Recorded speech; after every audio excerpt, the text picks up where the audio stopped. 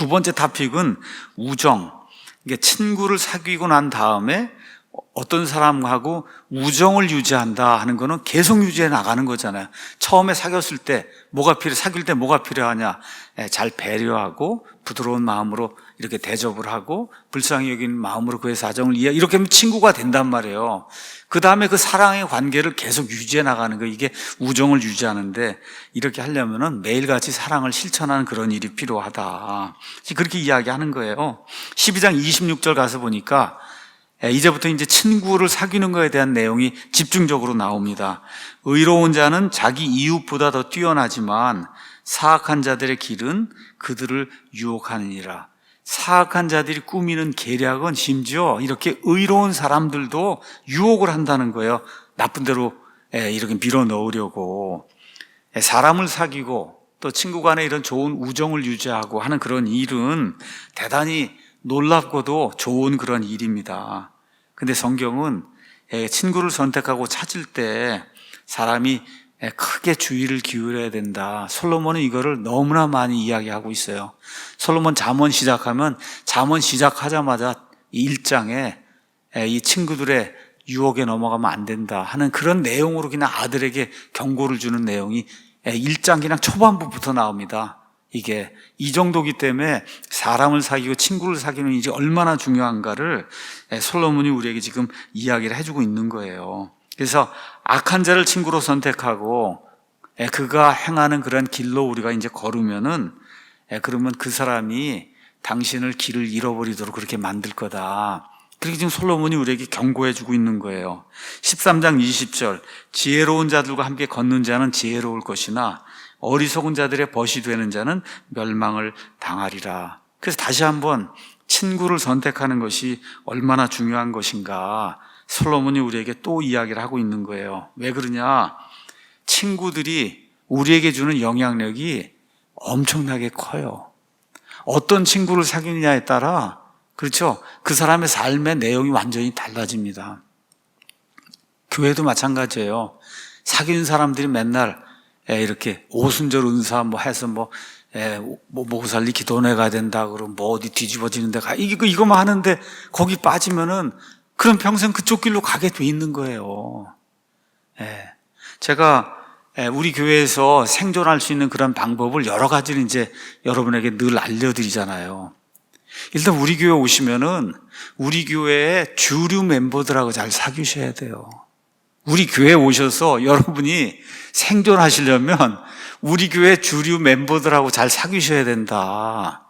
우리 교회가 겉으로 보기에는 좋은 교회인 것 같아도 여러분, 천년왕국에 예수님이 통치하는데도 천년왕국이 끝나니까 그냥 벌떼같이 사람들이 일어나서 예수님을 대적하잖아요. 하늘에 별들같이 바다에 모래같이 많다 그랬잖아요. 곡과 마곡의 무리가. 계시록 20장 끝에 가서 보면 예수님이 통치하시는데도 그렇게 사악한 자들이 숨어 있다가 그냥 나중에 때가 되면 이렇게 올라오잖아요. 그럼 우리 교회가 다 천사들이 모이는 것 같이 이렇게 보여도 이 교회 안에 불만을 가진 사람들이 있단 말이에요. 이 교회에 왔는데 그런 사람들하고 자꾸 사귀잖아요. 어떻게 돼요? 낙오하게 돼요. 제가 여러분에게 말씀드리기 사실이에요. 낙오해서 결국 교회를 떠나게 됩니다. 이런저런 좋지 않은 그런 이야기들, 사실 대부분이 이게 사실 존재하지 않는 그런 이야기들인데 그런 것도 이제 자꾸 들으면은 그럼 그쪽으로 빠진단 말이에요. 친구를 어떤 사람을 사귀느냐 하는 게 이렇게 대단히 중요한 거예요. 우리 교회 같이 그래도 이렇게 모든 게 좀 상식적으로 좀 운영이 되는 그런 교회인데 이런 교회에 와서도 자꾸 비주류하고 이렇게 사귀면 이렇게 해서 이런저런 가십들 이런 거 자꾸 듣고 이러다 보면 그러면 실족해서 결국은 떠나게 되고 떠나면서 결국은 킹잼 성경까지 버리는 그런 좋지 못한 일이 생길 수 있거든요. 그래서 지금 친구들이 미치는 영향이 지대하다. 지금 솔로몬이 그 얘기하는 거예요.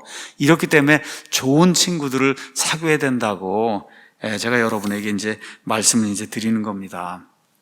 저희 이제 막내가 이제 좀 친구들을 엄청 많이 이렇게 두는 그런 그 스타일에서 중학교, 고등학교 다니고 이럴 때 하도 친구들 많이 뒀다가 이렇게 그냥 집에 와서 다 맥 컴퓨터도 다 훔쳐가고 하여튼 뭐 별일이다 이렇게 이제 생기는 거 보고, 그래 이제 그때 가서 얘기해야 이게 중요한 거구나 하는 걸 알지, 그걸 경험을 못하면 모르더라고. 암만 부모가 얘기해도 그걸 몰라요. 근데 이제 뭐 나이가 들고 이제 철이 들었으니까 이제 뭐 그런 일은 안 하지만, 하여튼 중학교, 고등학교 다닐 때 보면 그렇게 친구 좋아하고 따라다니고 뭐 오라 그러고 집에서 놀고 다 그렇게 하는데, 그런 일을 당하는 거를 본인이 겪어보니까 이게 중요한 일이구나 이렇게 이제 알게 되는 것 같아요. 그런데 왜 성경이 존재하느냐, 목사가 왜 존재하냐, 그런 일 당하지 않고도 그런 걸 피하는 사람이 지혜로운 사람이라고 성경이 우리에게 이야기해주고 있지 않습니까? 그렇죠? 그래서 잠언, 특히 성경에 나와 있는 여러 말씀들은 악한 사람들이 우리에게 끼치는 이런 치명적인 영향에 대해서 자주 이야기를 해주고 있어요. 특히 잠언은 이 친구 문제, 친구 사귀는 이런 문제, 악한 자들을 멀리 해야만 되는 그런 이유, 이런 거를 아주 좀 구체적으로 우리에게 좀 이야기를 해주고 있습니다. 14장 7절, 어리석은 자에게 지식의 입술이 있음을 내가 보지 못하거든 그의 얼굴 앞에서 떠나라. 그러니까 어리석은 자하고 친밀한 관계를 맺는 것은 아무 유익이 없다는 거예요. 왜? 그가 내게 줄 수 있는 유익이 전혀 없기 때문에. 그래서 우리는 그의 말에서 지식의 말, 조언을 주는 말, 사람을 살리는 말, 이런 걸 결코 찾아볼 수가 없다는 거예요. 그래서 어떻게 해요? 떠나야 된다는 거예요. 같이 사귀면 안 된다는 겁니다. 17장 10절에 가서 보니까 참 좋은 말입니다. 친구는 언제나 사랑하며 형제는 어려운 때를 위해 태어났느니라. 친구는 언제나 사랑하며, 참 귀한 말이잖아요. 형제는 어려운 때를 위해서 이제 태어났다. 이 구절의 요점은 친구나 형제나 우리 모두에게 다 귀중한 도움이 된다. 근데 어떨 때는 친구가 자기 어머니 뱃속에서 같이 나온 형제보다 더 중요할 때도 있다는 거예요. 사실 이제 나이가 들어서 제 나이쯤 뭐 50, 60 넘어가게 되면 사실 형제 자매 이런, 특히 저희 같은 경우 예를 들어 아들만 셋이 있는데, 이건 뭐 아들만 셋이 있다고 하는 건 거의 끈끈한 유대관계가 사실 잘 안 이루어지는 거예요, 이게. 그러면 어머니 뱃속에서 같이 나왔다는 거 빼고는 나이가 점점 들잖아요. 60 이렇게 되면 그거 빼고는 이 공통적인 관심사가 거의 없게 되거든요. 살아온 방향이 지금 20년, 30년, 40년이 형제마다 다 다르기 때문에. 그러니까 저 같으면은 교회에 와서 이렇게 같이 믿음 생활하고 있는 이 분들이 사실은 어느 면에서 육체적인 형제보다 더 가까운 그런 형제예요. 여러분도 아마 그렇게 생각이 드실 거예요. 그래서 저와 여러분이 교회에서 좋은 형제 자매들 사귀고 내 마음을 내어주고, 그렇죠? 같이 교제를 나누고 이렇게 하는 것이 중요하다, 이렇게 말씀을 드리는 거예요. 그러니까 교회는 설교를 들으러 오는 데가 아닙니다.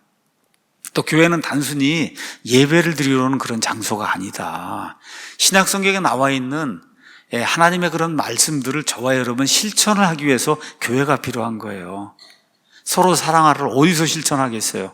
그렇잖아요. 교회에서 실천해야 되는 거고, 아이들끼리도 그렇고 다 부딪히고 뭐 이렇게 이제 하는 가운데 이런 모든 것들이 잘 이렇게 형성이 되는 거예요. 지난 주일에는 저녁에 제 이제 손녀하고 그다음에 택수라고 하는 그런 아이가 우리 그 형제님 성함이 김사모 형제님 아들하고 뛰어놀다가 그냥 둘이 부딪혀갖고 이 택수는 이빨이 부러지고 이게 부딪혀서 이마에 부딪혀가고 이마가 튀어나오고 이빨 자국이 나고, 제 손녀는 그렇게 됐거든요. 그래도 어떻게 해요? 부모들끼리 다 편안하고, 그렇죠?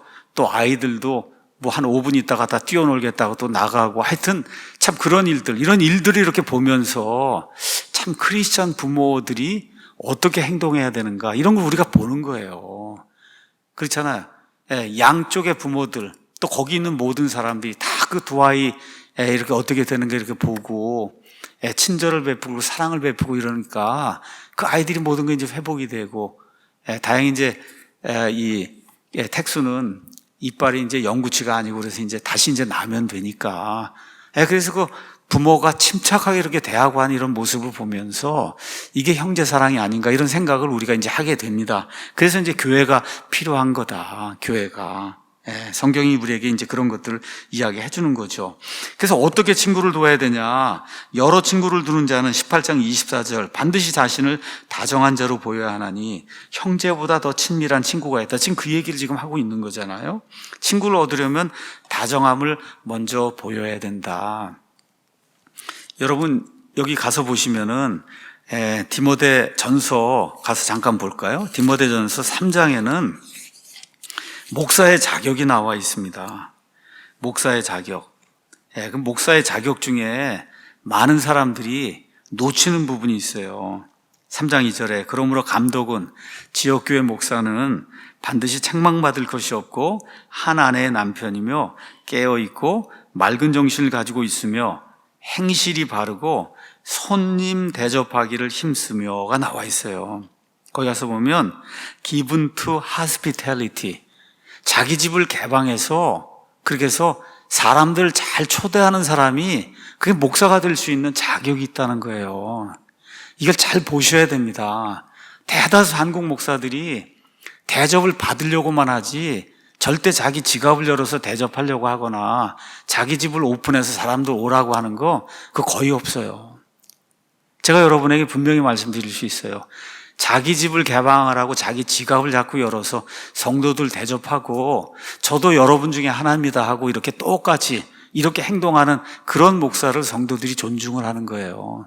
근데 이 일은 대개 목사의 부인이 잘해야 이런 일이 가능한 거예요. 누구를 대접하고 뭐 하려고 그러면 목사의 부인이 뭐 나서서 뭐 음식도 만들어줘야 될 때가 있고 다 이러는데 아예 난 그건 싫다고 그러고 그러면 그건 목사 못 하는 거예요. 그런데 너무나 많은 분들이 설교 말씀만 전하면 목사가 될 수 있는 걸로 엄청난 착각을 하고 있는데 그게 안 되는 거다. 여기 지금 사람과의 관계가 다정함을 먼저 보여야 되는데 목사와 목사의 가정이 먼저 다정함을 보이지 않으면은 어떻게 교회를 할 수가 있겠어요? 이게 아주 기본이 되는 그런 내용이거든요. 그래서 여러분과 저가 이제 목사를 이제 우리가 이제 선출해야 될 때가 있고 투표를 해야 될 때 이런 모든 게 있을 때 이런 것들을 잘 고려를 해야 되는 거예요. 다정함을 보일 수 있는 집안을 개방을 하고 자기 집에 오라고 하기도 하고 자기 지갑을 열어서 성도들을 대접하기도 하고 이런 사람이 돼야 된다. 이게 목사의 어느 면에서 아주 중요한 그런 그 조건이에요. 이런 것들을 우리가 좀 기억을 하면 좋을 것 같습니다. 자, 24장 1절에서 2절 가서 보면 너는 악한 자들을 볼 때에 부러워하지 말며 그들과 함께하기를 바라지도 말라. 그들의 마음은 멸망을 연구하고 그들의 입술은 악한 일을 말하느니라. 여기 가서 보니까 악한 자에 대한 설명이 너무나 자세히 나와 있어요. 악한 자들을 볼 때 부러워하지 말고 그들과 함께 하기를 아예 바라지도 말라는 거예요. 바라지도 말라. 요새 좀 신문이나 이런 거 보면 정말 무슨 당에 있는 이런 사람들 보면 이게 인간인가 이런 생각이 들지 않습니까, 여러분? 이게 인간인가. 예. 어떻게 이렇게 자유로운 대한민국 땅에서 태어나서 저 짓을 하고 앉아 있는가 하는 그런 생각을 하게 돼요. 그게 악인이에요. 악인. 본인이 저질러 놓은 일로 4명이 옆에서 막 죽고 하는데도 나는 모른다 그러고 이런 자가 있단 말입니다, 이게.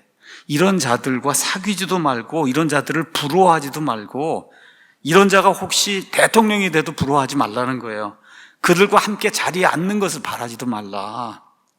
가서 보니까 그들은 늘 하는 일이 뭐냐? 어떻게 하면 저 사람 멸망시킬까? 어떻게 하면 저 사람 패망을 시킬까? 저 가정을 망하게 할까? 이런 것만 연구하고 그들의 입술은 악한 일을 말한다는 거야. 시침이 뚝대고 모른다 그러고 이런 말을 하는 이런 자들이 있다는 겁니다. 피해야 된다고 성경이 우리에게 이야기하고 있어요. 25장 16에서 17절은 또 좋은 교훈을 우리에게 줍니다.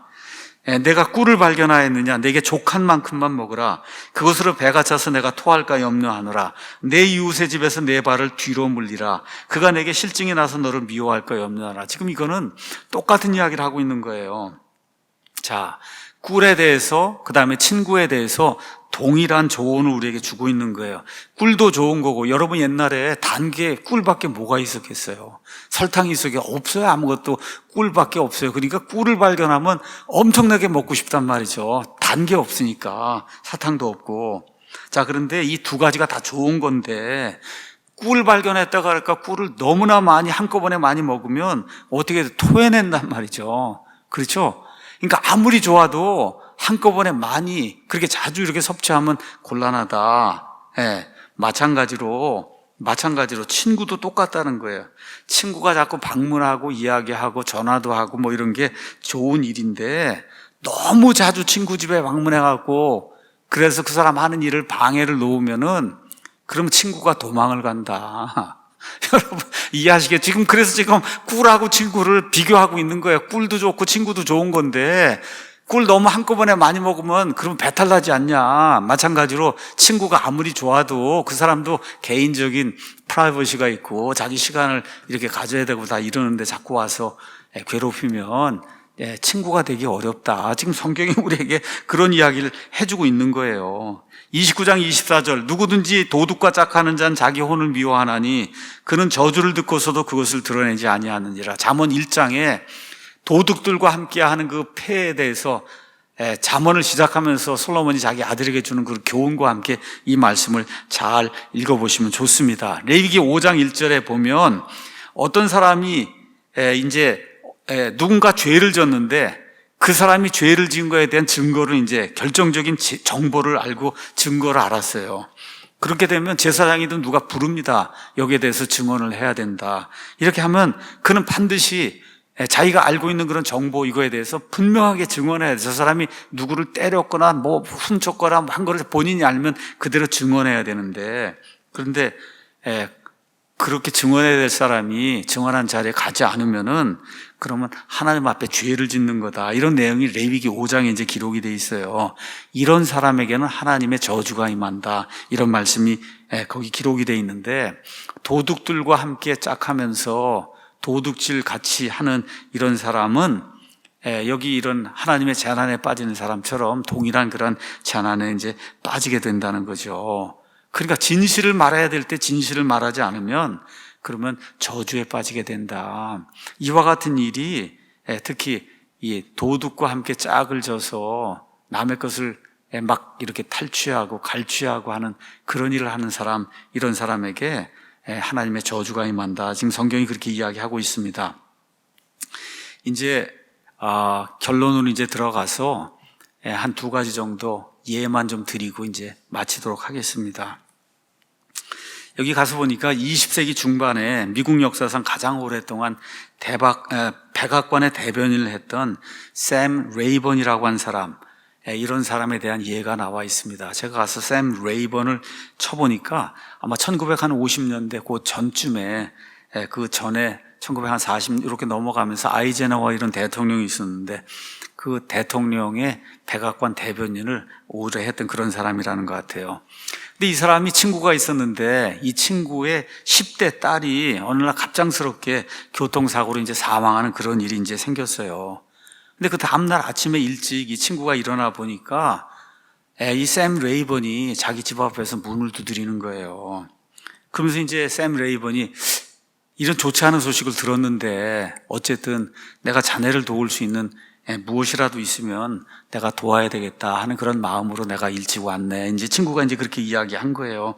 그랬더니 슬픔을 당한 친구가 사실 자네가 할 수 있는 일은 거의 없어. 다 끝났어. 모든 거 다 장례사하고 이야기하고 장례 절차가 다 준비가 돼 있어. 그렇게 이야기했더니 이 친구가 미국 사람들이 이제 아침 커피를 들잖아요. 그러니까 혹시 자네 모닝커피 먹었나? 마셨나? 안 마셨으면 내가 만들어 줄게. 이렇게 이제 이야기하면서 말을 이제 풀어가는 거예요. 근데 이 슬픔을 당한 친구는 이 사람이 백악관 대변인이잖아요. 백악관 대변인이고 아침마다 대통령을 만나서 무언가 브리핑할 게 있는지 이런 걸 매일같이 보고 이렇게 해야 되는 그런 사람인데 지금 여기가 왔으니까 여기에 그러니까 묻는 거죠. 아니 자네 매일 아침마다 일찍 가서 대통령 만나서 이렇게 백악관에서 일어난 일, 세계에 일어난 일 모든 거 브리핑을 받고 또 대변이니까 말을 해야 되는데 오늘도 그 약속이 분명히 있을 텐데 어떻게 이른 시간에 여기에 왔나 그렇게 얘기하니까 뭐라고 얘기한 대통령께 전화를 드려서 지금 곤경에 처한 친구가 있기 때문에 오늘은 제가 갈 수 없습니다. 대통령 백악관 대변인이 오늘은 제가 갈 수 없다. 그러니까 대통령보다 자기 친구를 택한 이런 그 유명한 백악관 대변인이었다. 이런 내용이 이제 그 안에 기록이 돼 있어요. 잠언 17장 17절에 친구는 언제나 사랑한다. 친구는 언제나 사랑한다. 그래서 여기 이런 아주 재미있는 표현이 있어요. 친구란 다른 사람들이 다 걸어 나갈 때 함께 있겠다고 걸어 들어오는 사람이다. 멋있죠, 표현이. 다른 사람들이 다 뭐 감당할 수 없다, 뭐 한다고 다 이제 뛰어나갈 때 자기와 함께 있겠다고 그 자리에 오는 사람, 그 사람이 친구라는 거죠. 그래서 꿀은 벌들을 끌어들이고 또 순수하며 성경적인 사랑, 긍휼은 친구를 끌어모은다. 이거 참 좋은 말이죠. 꿀이 있으면 벌들이 모여들잖아요. 진실한 사랑, 그 다음에 긍휼을 베푸는 그런 사랑이 있으면 친구들이 모여든다. 근데 이기심은 친구 사이를 망가뜨린다는 거죠. 가서 보니까 또 이런 이야기도 있습니다. 누가 가장 좋은 친구냐? 결혼한 사람의 경우에는 배우자가 가장 좋은 친구라는 거. 그걸 꼭 기억을 해야 된다. 특히 나이가 들면, 요새 이제 제가 나이가 들고 이러다 보니까 그동안 한 30년 동안 제가 제 처를 위해서 이렇게 생각해 보니까 내일 한다고 아무것도 뭐 해준 게 없는 것 같아요. 그래서 요새는 제가 말을 많이 들으려고 엄청 노력을 많이 합니다. 다 좀 들어줘야지 이제 얼마나 더 같이 살겠나 이런 생각을 하면서 그런 생각을 좀 하거든요. 그러니까 배우자와 좋은 친구 관계를 유지해야 된다.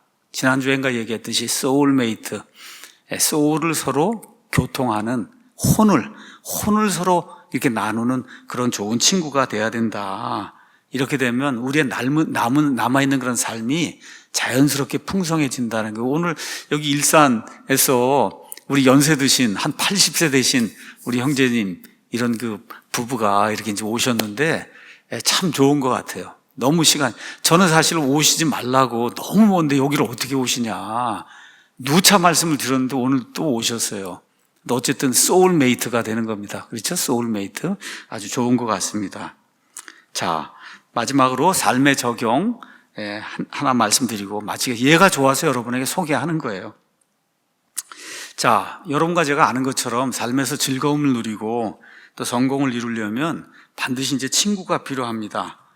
근데 이런 거를 잊어버리고 살 때가 이제 굉장히 많지요. 그러니까 친구는 뭐 배우자로 생각해도 되고 부모 자식 간에 이걸도 생각하셔도 되고 교회 형제 자매로 생각하셔도 되고 뭐 세상에서 이렇게 만나는 그러한 회사 동료든 다 친구라고 여러분이 생각하시면 돼요. 자, 그래서 친구를 이제 사귀려고 아까 말씀드린 대로 긍휼을 베푸는 그런 사람이 이제 돼야 되는데 이렇게 특별히 전쟁에서 이제 포로가 되거나 이렇게 될 때 이 친구의 도움이 아주 절실히 필요하다는 거죠. 가서 보니까 인생의 가장 힘든 전투 속에서 승리하는 방법 이런 책이 있는데 저자는 줄리어스 시갈이라는 사람이에요. 이분이 베트남 전쟁에서 전쟁하다가 전쟁 포로로 2714일 이렇게 되니까 모르긴 해도 한 7년 이상 그렇죠? 7년 정도 이렇게 전쟁 포로로 지냈던 그러고도 살아남았어요. 누구냐면 해군 중장인데 중장이면 얼마나 높습니까? 그렇죠? 별 3개인 가잖아요. 제임스 스탁데일에 대한 그런 이야기를 이 책에 이제 기록을 했어요. 가서 보니까 이제 해군 중장을 사로잡았으니까 베트콩들이 얼마나 기뻤겠어요. 그래서 양손을 뒤로 묶고 수갑을 다 채웠어요. 그리고 발에는 철사를 이제 감아갖고 수용소, 포로 수용소 그 마당에 햇빛이 쨍쨍 내리지 않은 이런 마당에다가 이제 내 던졌습니다. 그래서 다른 포로들에게 자기들에게 이제 협력하지 않는 자들은 우리가 이렇게 처우하겠다, 이런 벌을 주겠다, 이런 걸 보여주기 위해서 해군 중장을 데려다가 이제 이렇게 고통을 주는 이런 장면이 이제 나옵니다. 거기에 자그마치 3일 동안을 누워 있었는데 여러분 베트남이 얼마나 더워요. 특히 낮에 얼마나 덥겠어요. 그러니까 도저히 이걸 견딜 수가 없는 그런 상황이 이제 된 거예요. 이러다간 죽겠구나 이런 생각을 지금 하고 있는데 갑자기 수건으로 탁탁탁탁 하는 그런 소리가 이제 들려온 거예요.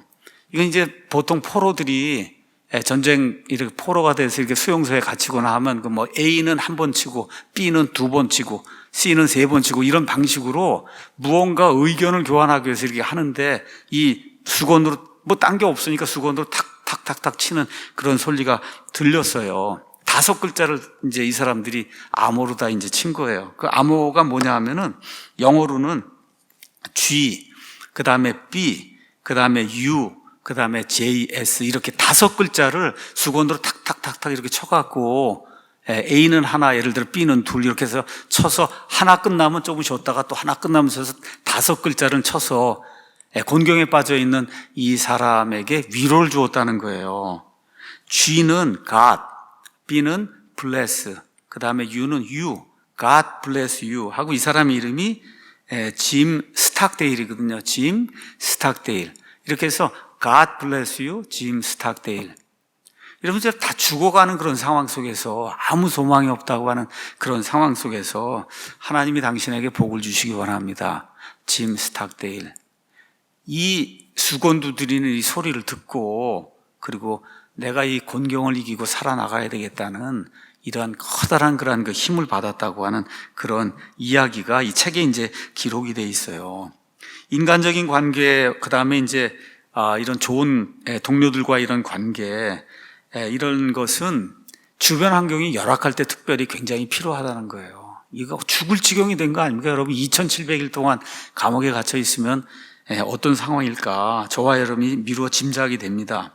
그래서 시갈이라는 사람이 정신적 충격, 신체적 학대, 혹은 뭐 여자들 같으면 강간당하거나 아니면 또 집안에서 이렇게 친하게 지내는 이런 사람이 죽음을 당하거나 뭐 이렇게 했을 때 사람들이 겪는 여러 가지 것들 한 2,000명 데이터를 가지고 이렇게 분석을 했다는 거예요.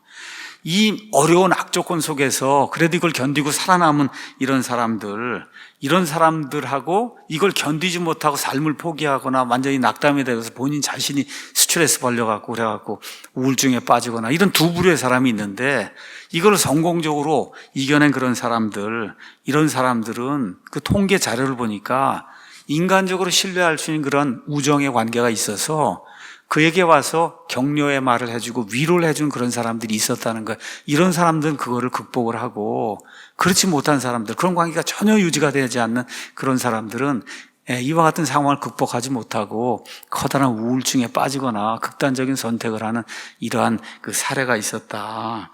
그래서 이와 같은 건 사실은 인간적인 삶에서 발생하는 진리거든요. 통계로 이게 나와 있는 거니까. 그래서 그리스도인들도 친구가 없을 때에는 사실 외로움을 느낄 수밖에 없잖아요. 유명한 달라스 신학대학의 총장을 지낸 척 스윈들이라고 하는 목사가 있는데 이분이 기독교를 믿겠다고, 예수님을 믿겠다고 해서 회심을 한, 옛날에 술주정뱅이였다고 회심을 한 사람이 한 말을 이렇게 이제 기록을 했습니다. 하여튼 이 술주정뱅이가 어쨌든 회심을 해서 예수님을 믿게 됐는데 예수님을 믿고 교회에 오니까 이런 일이 발생하더라는 거예요. 뭐라고 썼냐면 내가 내 삶에서 잃어버린 것 가운데 유일하게 그리운 것은 옛날 술집에서 사귀었던 모든 친구들과의 관계였습니다. 우리는 함께 둘러앉아서 웃고 술을 마시며 이야기를 하면서 하루의 피로를 풀었죠. 그런데 제가 교회에 와서 그리스도인들 사이에 이렇게 끼어 있을 때에는 이와 같은 친밀한 그런 교제, 이런 친구 관계를 결코 발견하지 못했습니다. 이런 고백을 이 사람이 이제 한 거예요. 우리는 뭐 구원받은 사람이 뭐 술집을 그리워하거나 술 친구들을 그리워하라고 이제 그런 이야기를 하는 게 아니라 여기 이야기의 핵심이 뭐냐. 교회 안에서 이런 끈끈한 교제, 이렇게 성도들과 나누는 그런 우정, 그걸 우정이라고 얘기하면 더 좋을 것 같아요. 이런 것이 이렇게 필요한데 현대교회가 그걸 다 잃고 있다는 거죠.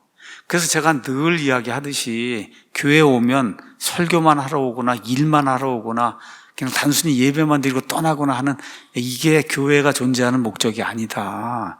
옆에 있는 사람들하고 내 아픔과 사랑을 같이 나누는 그런 자리가 돼야 그게 정말 진정한 교회고 진정한 그리스도인의 교제다. 제가 여러분에게 그렇게 이제 말씀을 드리는 거예요. 성경 가서 보니까 디모데 후서에 가서 보시면 참 어떨 때 제가 이런 거 읽으면은 눈물이 나는 그런 구절이 이제 이 안에 이제 기록이 되어 있습니다. 15절, 디모데후서 1장 15절 가서 보면 아시아에 있는 모든 자들이 나를 버리고 돌아선 이 일을 내가 알고 있는데, 지금 바울이 감옥에 갇혀서 바로 죽기 전에 지금 디모데후서를 기록한 거예요. 디모데후서 자기의 삶을 쭉 이렇게 되돌아보면서 소아시아에 있던 많은 사람들, 자기가 알고 있던 모든 사람들, 내 친구라고 했던 그런 모든 사람들이 나를 버리고 다 돌아선 이 일을 너 디모데 너도 지금 알고 있지 않냐. 근데 그들 가운데 부겔로와 호모게네가 있다. 어찌나 심하게 이런 아픔을 줬는지 이름까지 이제 기록을 한 거예요. 이 두 사람이 지금 그런 사람이다.